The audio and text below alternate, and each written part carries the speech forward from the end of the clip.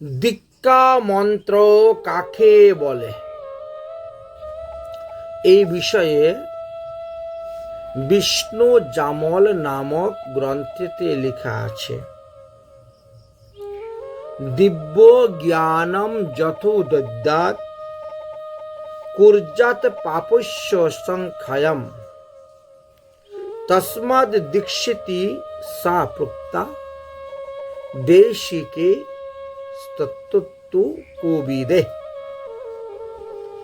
যাহা গ্রহণ করিলে দিব্য জ্ঞান লাভ করা যায়, অর্থাৎ গুরুদেবের মুখ থেকে আপনার দক্ষিণ কর্ণে এমন একটি মন্ত্র, যে মন্ত্র প্রবেশ করার সঙ্গে সঙ্গে আপনার হৃদয়ের মধ্যে একটি দিব্য জ্ঞান লাভ হয় এবং পূর্ব যত পাপ তাপ অপরাধ ছিল সমস্ত পাপরাশি বিনাশ হয়ে যায়। তত্ত্বদর্শী পণ্ডিতগণ ওই মন্ত্রটাকে দীক্ষা মন্ত্র বলে নির্দেশ করিয়াছেন। তাহলে দীক্ষা মন্ত্র কাকে বলে এবার বোঝা গেল। এই মন্ত্র প্রাপ্ত হওয়া মানে তোমার পুনর্জন্ম লাভ হয়ে গেল, পূর্ব সমস্ত পাপ তাপ অপরাধ নাশ হয়ে গেল এবং তিনি পুনর্জন্ম প্রাপ্ত হয়ে গেলেন। ভক্তিরসামৃত সিন্ধুতেও এই কথা আলোচনা করা আছে। আমরা কি বলি? দীক্ষা মন্ত্র। মন্ত্র কেন বলা হয়েছে? বললেন যে মনানা ত্রায়তে যস্মাৎ তস্মাৎ মন্ত্র প্রকীর্তিত। যাহা স্মরণ করিলে, যাহা চিন্তন করিলে, যাহা জপ করিলে অনিত্য বস্তুর চিন্তা দূরে চলে যায়, আসক্তিরূপ সংসার বন্ধন ছুটে যায়, অনিত্য জগৎ হইতে পরিত্রাণ লাভ করা যায়। এই তিনটি কাজ যার দ্বারা সাধিত হয় তাকে বলা হয় দীক্ষা মন্ত্র।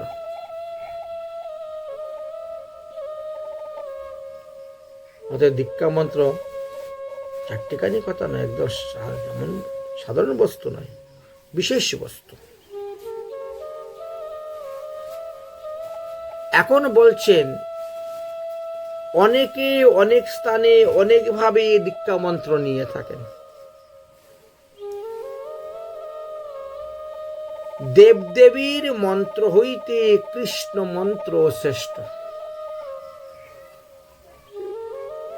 কেউ যদি দেবদেবীর মন্ত্রে দীক্ষা নিয়েও থাকে, তারপরেও তিনি পুনরায় আবার কৃষ্ণ মন্ত্রে দীক্ষা নিতে পারবেন।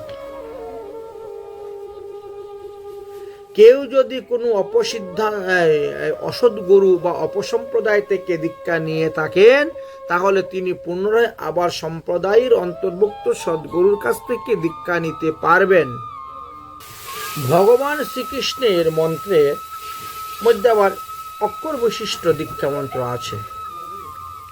তার মধ্যে অষ্টাদশাক্ষর যে শ্রীকৃষ্ণের মন্ত্র, দীক্ষা মন্ত্র, সেই দীক্ষা মন্ত্রকে বলা হয়েছে সমস্ত মন্ত্রের রাজা। তৎসঙ্গে 24.5 অক্ষর গায়ত্রী মন্ত্র লাভ করা যায়। এই বিষয়ে হরিভক্তি বিলাসের প্রথম বিলাস, মানে প্রথম খণ্ডের 10ম বিলাসের আপনি 20 নম্বর শ্লোক থেকে দর্শন করলে ওখানে দীক্ষা সম্পর্কে বিস্তারিত আলোচনা করা আছে, দেখতে পাবেন। সেখানে বলছেন যে দীক্ষা মাত্রেন কৃষ্ণস্য নরামুক্ষ লবন্তি বই কিং পূর্বয়িত সদা ভক্তাং পূজয়ন্স্ত চতুরা নরা। শ্রীকৃষ্ণের মন্ত্রে, ভগবান শ্রীকৃষ্ণের অষ্টাদশাক্ষর মন্ত্রে দীক্ষা গ্রহণ করা মাত্র মানুষ জীবিত অবস্থায় মুক্ত হয়ে যায়। এই জন্য তাকে জীবনমুক্ত বলা হয়ে গেছে। আর যাহারা দীক্ষা গ্রহণের পর ভগবান শ্রীকৃষ্ণের অর্চন করেন, পূজা করেন, ভগবান শ্রীকৃষ্ণের প্রসাদ গ্রহণ করেন, ভগবানের নাম সংকীর্তন করেন, ভগবানের লীলাকথা শ্রবণ করেন, তাদের যে কি পুণ্য কি মহিমা বলছেন চতুর্মুখ ব্রহ্মাও তাহা বর্ণন করে শেষ করতে পারবেন না। এতটাই মহিমা তাদের। এইবার বললেন দীক্ষা গ্রহণ করতে গেলে আমাদেরকে 5টা সংস্কার করাইতে হয়। 5টা সংস্কারের মাধ্যমে আমরা দীক্ষা গ্রহণ করে থাকি। এটা হলো গৃহস্থ বৈষ্ণবের ক্ষেত্রে। আর ত্যাগী বৈষ্ণব যারা বাবাজি ভেষাশ্রিত সন্ন্যাসী, তাদেরকে 10টি সংস্কার করানো হয়। এক হলো পঞ্চ সংস্কারে, আর এক হলো দশম সংস্কারে। পঞ্চ সংস্কারে দীক্ষা গ্রহণ করলে পরেও তাহার মৃত্যুর পর তার শ্রাদ্ধ ক্রিয়া আদি করতে হয়, বা তিনার মৃত্যুতে অসুষ পালন করতে হয়। কিন্তু দশম সংস্কারে যিনি দীক্ষা গ্রহণ করেন তাহার মৃত্যুতে অসুষ পালন করতে হয় না, এবং তাহার উদ্দেশ্যে শ্রাদ্ধ তর্পণ পিণ্ডদান আদিও করতে হয় না। এই জন্যই এই দুটি পৃথক। একটি হলো পঞ্চ সংস্কারে দীক্ষা, আর একটি হলো দশম সংস্কারে দীক্ষা। তো পঞ্চ সংস্কারে দীক্ষায় অধিকাংশ লোক গ্রহণ করে থাকেন, দশম সংস্কারে দীক্ষা গ্রহণ করেন এবারও কম, কুটির মধ্যে গুটি বলা হয়। যাই হোক, এখন পঞ্চ সংস্কারে দীক্ষা কিভাবে হয়? প্রথমে বলেন তাপ সংস্কার, অর্থাৎ গুরুদেব শিষ্যের অঙ্গেতে চন্দনাদির দ্বারা ভগবানের নাম এবং মুদ্রা অঙ্কিত করে দিবেন। মনে করেন কেউ রাধা নাম লিখে দিল, কেউ গৌর, কেউ নিতাই, কেউ কৃষ্ণ ইত্যাদি লেখা হয়। একই বলা হয় তাপ সংস্কার। এই বিষয়ে রণবাড়ির সিদ্ধ বাবার জীবনী আছে, কাহিনী আছে, তিনি মুদ্রা ধারণ করেছিলেন। আচ্ছা, হরিভক্তি বিলাসে মুদ্রাদানের মহিমার কথা আলোচনা করা আছে। ভগবানের কি কি মুদ্রা আপনার অঙ্গে ধারণ করলে আপনার কি কি লাভ হইবে। যাই হোক, দ্বিতীয় সংস্কারের নাম হলো পুণ্ড সংস্কার, অর্থাৎ এই যে ঊর্ধ্বপুণ্ড তিলক। রাধাকুণ্ডের রজ অথবা গোপীচন্দনের দ্বারা সর্বদা এই ঊর্ধ্বপুণ্ড তিলক রচনা করে গুরুদেব নিজের হাতে তিলক করিয়ে দেখিয়ে দিবেন, তুমি এইভাবে আজকে থেকে তিলক করো। কারণ এক একটা সম্প্রদায়ের তিলক এক এক প্রকার, এক একটা পরিবারের তিলকের চিহ্ন এক এক প্রকার, যার কারণে যে যেখান থেকে দীক্ষা গ্রহণ করবেন তিনি তাহাকে দেখিয়ে দিবেন যে এইভাবে তুমি তিলক ধারণ করো, এটি তোমার সম্প্রদায়ের, তোমার পরিবারের অন্তর্ভুক্ত, এইটা এইভাবে তিলক করে। আচ্ছা, এই যে আমরা তিলক রচনা করি, এই তিলকের মধ্যখানে কিন্তু ভগবান বিষ্ণু অবস্থান করেন, আর এই ডাইন দিকে ব্রহ্মা, বাম দিকে মহাদেব অবস্থান করেন। ব্রহ্মা বিষ্ণু মহেশ্বর, ব্রহ্মা বিষ্ণু মহেশ্বর। এই জন্য এই মধ্যখানটা আমরা ফাঁকা রাখি, ওর মধ্যে কোনো কিছু লেপন করি না। ভগবানকে প্রসাদি দিয়ে যে আমরা চন্দন ব্যবহার করি, তখন এইভাবে দেওয়া হয়, কারণ একবার যে বস্তু ভগবানকে দেওয়া হয়ে গেছে সেটা দ্বিতীয়বার আর ভগবানকে দেওয়া যায় না। যেহেতু চন্দন একবার তুমি ভাগবতে দিয়ে দিয়েছ, বা মৃদঙ্গকে দিয়েছ, বা তুলসীকে দিয়েছ, তাহলে সেই বস্তু আবার তুমি বিষ্ণুকে দিবে কেমন করে? এই জন্য মধ্যখানে দ্বিতীয়বার আর দেওয়া হয় না। বলবে তিলক এই দিকে দাও, এই দিকে দাও। অর্থাৎ ভগবান বিষ্ণুর প্রসাদী চন্দনটা কে পাবে? ব্রহ্মা পাবে, মহাদেব পাবেন ভগবান বিষ্ণুর প্রসাদী চন্দন। এই যে সংস্কার, একে বলা হয় ঊর্ধ্বপুণ্ড তিলক। আমরা যেহেতু নিত্যানন্দ শাখা ধনঞ্জয় ঠাকুর পরিবার, এই জন্য আমাদের তিলকটা বংশীপত্র, বাঁশপাতার নিয়ে। কেউ বা তুলসী পাতার মতো করেন, কেউ বা বট পাতার মতো করেন, কেউ বা নপুর তিলক করেন, কিন্তু আমরা এইভাবেই তিলক রচনা করে থাকি। তো দুটো সংস্কার হয়ে গেল, একটি হলো তাপ সংস্কার, একটি হলো পুণ্ড সংস্কার। এইবার আসলো কি নাম সংস্কার। নাম সংস্কার মানে কি? দীক্ষা গ্রহণ করার পরে শ্রী গুরুদেব তোমাকে একটা নাম দিবেন। তুমি যে কুলে জন্মগ্রহণ করো না কেন, তুমি যে গোত্রের হও না কেন, দীক্ষা গ্রহণ করার পরে তুমি অচ্যুত গোত্র স্বীকার করে নিবে। আজকে থেকে আমি ভগবানের গোত্রে হয়ে গেলাম, আমি অচ্যুত গোত্র, 1 নম্বর। 2 নম্বর, আজকে থেকে আমি ভগবানের দাস হয়ে গেলাম। তাই নামের শেষে দাস। এ দাস পদবী লাভ করা বড় কঠিন। ভগবানের দাস হওয়া যে এই পদবী লাভ করা খুব কঠিন। এই জন্য নাম সংস্কার তাকে বলা হয়। ভাগবত গ্রন্থে দেখো দাসেরও প্রভাব। শ্রীমদ্ ভাগবত মহাপুরাণে দাসের প্রভাবের কথা বলছেন। দাস্যভাবে ভজন। ভাগবত গ্রন্থে দেখো দাসেরও প্রভাব। হেন দাস্য ভাব কৃষ্ণ করেন অনুরাগ। দাস্যরসের ভক্তদেরকে ভগবান বেশি কৃপা করেন। অন্যান্য রস থেকেও তাকে বেশি কৃপা করেন, তার প্রতি বেশি দৃষ্টি রাখেন, নজর রাখেন, খেয়াল রাখেন। তার ভাগবত গ্রন্থে দেখো দাসেরও প্রভাব। হেন দাস্য ভাবে কৃষ্ণে করেন অনুরাগ। অল্প হেন নামানীয় দাস হেন নাম। দাস বলে তুমি শূদ্র ভাবিও না, তাকে তুমি ঘৃণার চোখে দেখিও না। সে ব্রাহ্মণ কুলে জন্মগ্রহণ করলেও সে দাস ভগবানের। সে যত বড় গোস্বামী কুলে উৎপন্ন হোক না কেন, তবেও সে ভগবানের দাস হয়ে গেছে। এই জন্য বলছেন এই দাস পদবীটা অল্প ভাগ্যে হয় না। একটা আছে দয়াকারে দাঁড় তালিবস্য দাস, আর একটা দয়াকারে দাঁড় দুন্তাস্য দাস। বুঝলে? ভগবানের দাস যারা তারা দুন্তাস্য দেয়, আর জন্মসূত্রে যারা তারা তালিবস্য দেয় দাস শব্দের মধ্যে, দেখবেন। আচ্ছা, হেন দাস্য, এই দাস মানে দাস্য ভাব, এই দাস মানে দাস্য।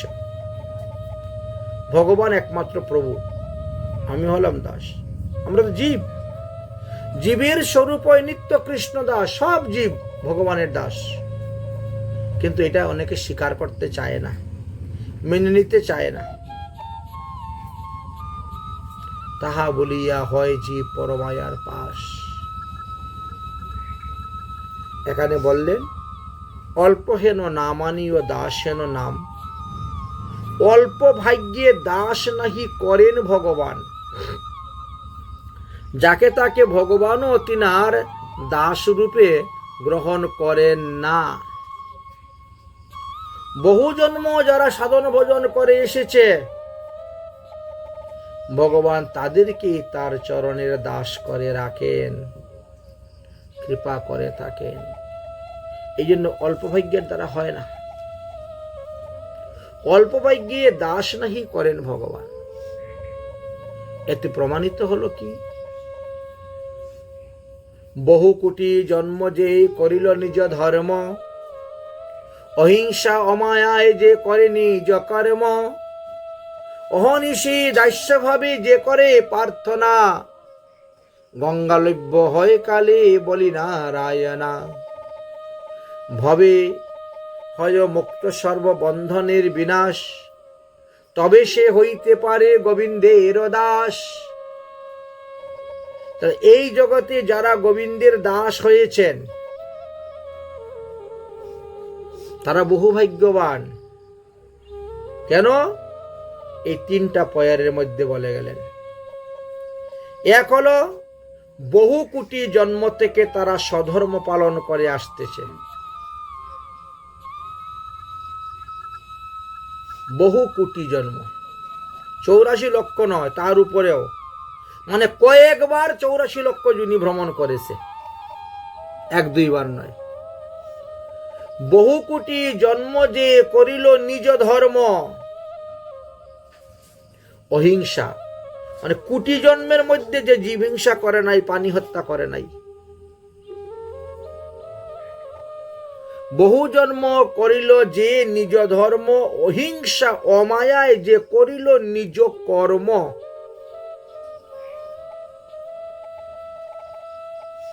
অহনিশি দাস্যভাবে যে করে প্রার্থনা। 3টা। গঙ্গালব্য হয়ে কালে বলি নারায়ণা। দেখো, মরার সময় নারায়ণ বলে মারা গেছে, গঙ্গার তীরে মারা গেছে, গঙ্গার জলে পশ্বে মারা গেছে। এই 4টা লক্ষণ। ভবে হয়ে মুক্ত সর্ববন্ধনের বিনাশ, সমস্ত পাপ তাপ অপরাধ থেকে, বন্ধন থেকে মুক্ত হয়েছে সে, তবেই সে হতে পারে গোবিন্দের দাস। এই 5টি লক্ষণ যার মধ্যে আছে, ভগবান তাকেই তার চরণের দাস করে রাখেন। এই জন্য বলছে অল্প ভাগ্যে দাস হওয়া যায় না, বহু ভাগ্যের। তাই শ্রী গুরুদেব দীক্ষা দেওয়ার পরে বলে, আজকে থেকে তোমার নাম অমুক দাস। ভগবানের দাস উপাধি দেন, দাস পদবী দেন। একই বলা হয় নাম সংস্কার। তাহলে একটা পেলাম আমরা কি? তাপ সংস্কার। একটা পেলাম পুণ্য সংস্কার, 2টা হলো, আর একটা পেলাম নাম সংস্কার। এবার চতুর্থে কি? চতুর্থে বললেন মন্ত্র সংস্কার। এবার মন্ত্র সংস্কার কাকে বলা হয়? মন্ত্র ডাইন কানে দেওয়া হয়, দীক্ষা মন্ত্র ডাইন কানে। আজকাল যে সমস্ত সম্প্রদায়ের লোকেরা স্কুলের মাঠের মধ্যে 8,000, 10,000, 20,000 লোককে বসিয়ে আর মাইকে মন্ত্র বলে দিল, বলে সবার দীক্ষা মন্ত্র হয়ে গেছে, যাও ঘরে চলে যাও, হয়ে গেছে দীক্ষা। বাস্তবে এগুলা দীক্ষা মন্ত্র নয়। শাস্ত্র সিদ্ধান্ত অনুসারে দেখা গেল যে তাদের তো কোনো সংস্কারই করানো হলো না, তাহলে তার দীক্ষা হয় কেমন করে? পঞ্চসংস্কারে দীক্ষা হয়, নাই তাপ সংস্কার, নাই পুণ্ড সংস্কার, নাই নাম সংস্কার, নাই মন্ত্র সংস্কার, দীক্ষা হলো কেমন? ডাইন কর্ণে দীক্ষা মন্ত্র দেওয়া হয়ে তাকে, এই জন্য একে মন্ত্র সংস্কার বলে। আবার মন্ত্র সংস্কার অর্থে আরেকটি কথা, মন্ত্র বইতে কি পরে মুখস্থ করে দিলে হবে না,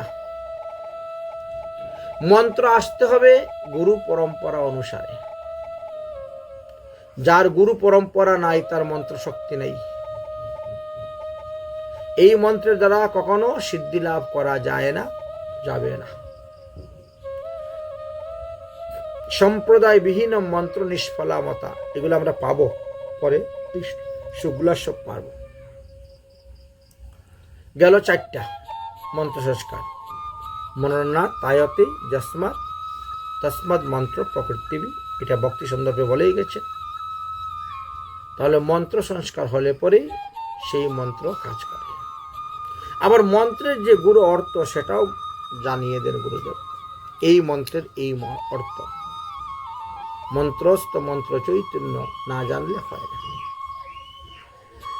তাহলে মন্ত্র সংস্কার হয়ে গেল। 5 নম্বর হলো যাগ সংস্কার। যাগ সংস্কার কাকে বলা হয়? প্রতিদিন শ্রীহরির পূজা করা। কিভাবে ভগবানকে ঘুম থেকে তুলবেন, জাগাবেন? কিভাবে তার হাত ধোয়াবেন, পা ধোয়াবেন, মুখ ধোয়াবেন, মুখ মুছাবেন, দাঁত মাজাবেন, পাদ্যার্ঘ্য দিবেন, স্নান করাবেন, বস্ত্র পরিধান করাবেন, ফুল দিবেন, তুলসী দিবেন, মালা পরাবেন, চন্দন পরাবেন, ভোগ লাগাবেন, আরতি করবেন, শয়ন দিবেন, এই সব কিছু জানতে হবে। তবেই তাকে বলা হয় যাগ সংস্কার। এই 5টি সংস্কার গুরুদেব শিক্ষা দিয়া যার কনে মন্ত্র দেন, তার হলো দীক্ষা মন্ত্র। তবেই তো হলো দীক্ষা মন্ত্র, না হলে দীক্ষা মন্ত্র হলো না। আরেক কথা বলছেন, এতগুলা করা সত্ত্বেও যদি তার মন্ত্রের মধ্যে প্রথমে ক্লিং শব্দ না থাকে, শেষে সোয়া শব্দ না থাকে, মধ্যে চতুর্থান্ত পদ না থাকে এবং ষড়ঋষ্য না থাকে, তাহলে সেই মন্ত্রটাকেও দীক্ষা মন্ত্র বলে গ্রহণ করা হয় না। যে সমস্ত সম্প্রদায়ের লোক রাধেশ্যাম বলে কানের মধ্যে ফু দিয়ে বলেন, যাও তোমার দীক্ষা হয়ে গেল, এত চাইরক করে কেমন করে দীক্ষা হয়? আগে ক্লিং নাই, শেষে সোহা নাই, চতুর্থান্ত কোনো পদ নাই, ষড়ঋষ্য নাই। যে সমস্ত লোক,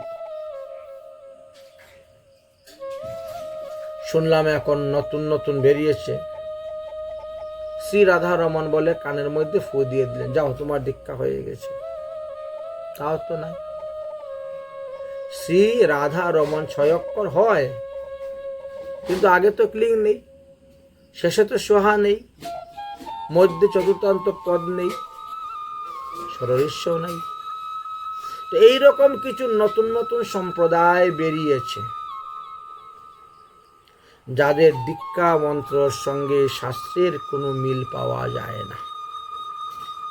শাস্ত্র যেভাবে বলে গেছেন সেভাবে পাই না।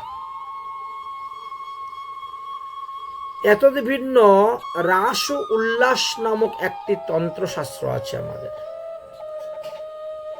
রাসোল্লাস তন্ত্রশাস্ত্রে বলছেন, মন্ত্রার্থং মন্ত্র চৈতন্য জুন জানাতি সাধক শত লক্ষ জপু অপি তস্য মন্ত্র ন সিদ্ধতি।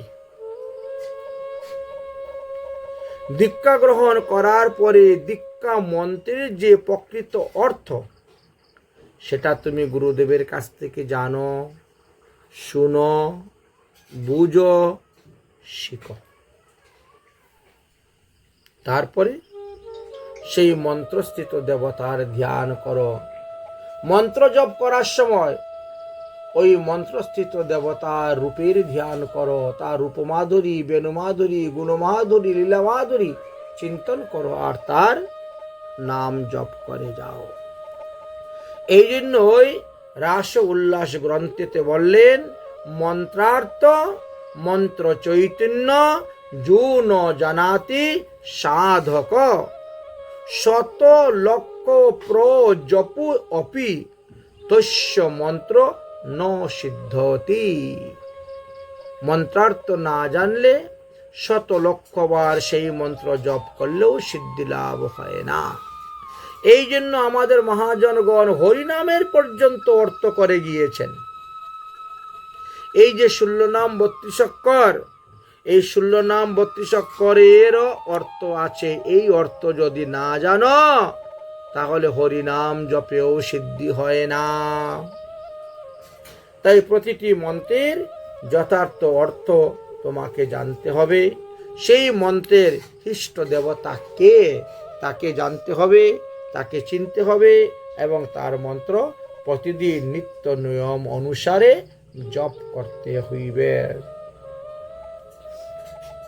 দীক্ষা গ্রহণ করিয়া, ভগবানের ভজন করিয়া, ভগবানের প্রসাদ খেয়ে 5 দিন জীবিত থাকলেও আপনার লাভ আছে।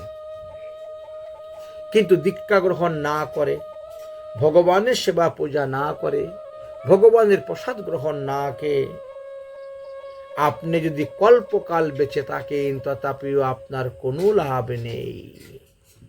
শ্রী চৈতন্য চরিতামৃত গ্রন্থের আদি লীলার প্রথম পরিচ্ছেদের 20 নম্বর পেয়ারে খুলে দেখবেন কৃষ্ণদাস কবিরাজ গোস্বামী সব শাস্ত্রকে মন্থন করে এনে ওখানে সব তত্ত্ব কথা তুলে ধরেছেন।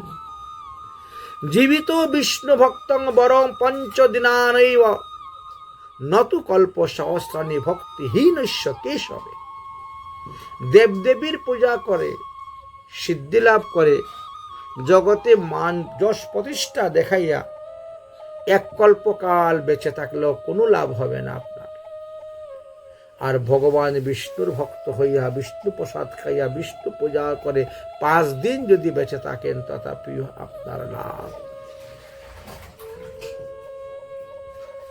তাই প্রত্যেকটি মাতা পিতার কর্তব্য তাদের পুত্র কন্যাদেরকে বিষ্ণু মন্ত্রে দীক্ষা গ্রহণ করানো, গীতা ভাগবত পড়ানো, আত্মতত্ত্ব ব্রহ্মতত্ত্ব দান করা, তাদেরকে ভগবতমুখী করা, তাদেরকে ভগবত ভজন শিক্ষা দেওয়া, এগুলি মাতা পিতার কর্তব্য।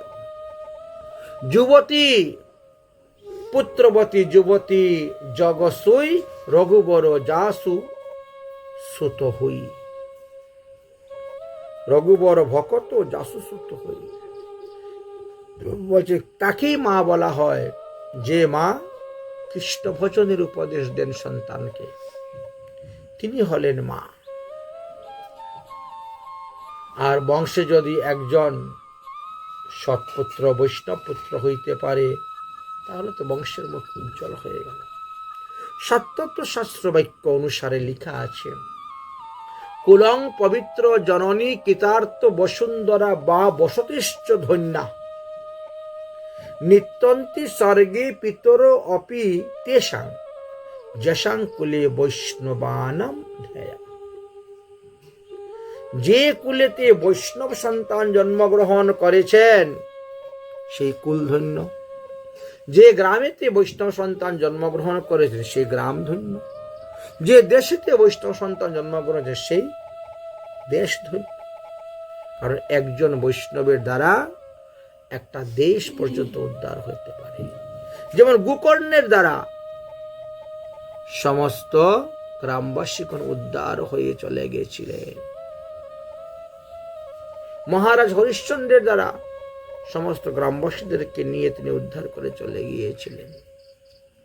এই জন্য বলছেন যে সমস্ত মাতা পিতারা ছেলে মেয়েদেরকে ভগবত শিক্ষা দেয় না, ভগবানের সাধন ভজনের শিক্ষা দেয় না, উপদেশ দেয় না, তীর্থ ধামেতে আদিতে ভ্রমণ করায় না,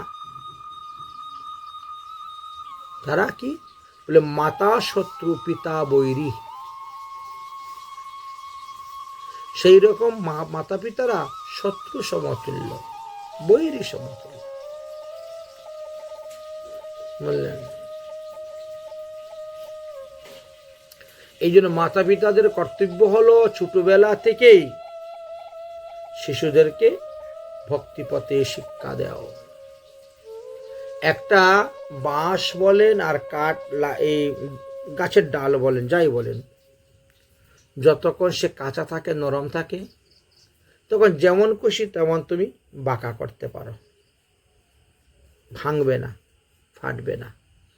কিন্তু একবার যদি শক্ত হয়ে যায়, পেকে যায়, তখন বাঁকা করতে গেলে কিন্তু ভেঙে যাবে। তাই ছোটবেলাতে এদের মনটা থাকে কোমল নরম, শিশুদের যা শেখাবেন তাই শিখবে। সূক্ষ্ম কাষ্টানি মূর্খাঞ্চন নমন্তি কদাচন নমন্তি ফলানি বৃক্কা নমন্তি গুণানি জনা। বলছেন সূক্ষ্ম কাঠকে বাঁকা করতে গেলে বাঁকবে না, বরং আরো ভেঙ্গে যাবে। তাই ছোটবেলা থেকে শিক্ষা দিতে হবে। ফলবন্ত বৃক্ষ আর গুণবন্ত জন নর্মতাই দেখবে তাহার স্বভাব অনুকরণ। তাহলে এটা ছোটবেলা থেকে শিক্ষা দিতে হবে। এর জন্য মহতের কৃপা থাকা চাই। মহতের কৃপা ভিন্ন তো কোনো কার্য সিদ্ধ নয়। কৃষ্ণ ভক্তি তো দূরের কথা, সংসার বন্ধন না হয় ক্ষয়। তাই কৃষ্ণ মন্ত্র, এই দীক্ষা মন্ত্র মহাজনের কৃপাতেই, মহাজনদের নিকট থেকেই পাওয়া যায়। আর পাওয়ার পরে সেটা অহরহ জপ করতে থাকো। যেখানে যাও, যে অবস্থায় থাকো, দীক্ষা মন্ত্র একদিনের জন্য কখনো ত্যাগ করবেন না। প্রতিদিন এই মন্ত্র জপ করে যাবেন। যত রকমের আপদ হোক, বিপদ হোক, অসুখ হোক, অশুভ হোক, যা কিছু হোক না কেন, কোনো অবস্থাতেই আহ্নিক মন্ত্র ত্যাগ করবেন না। সন্ধ্যা আহ্নিক সর্বদাই জপ করে যাবেন।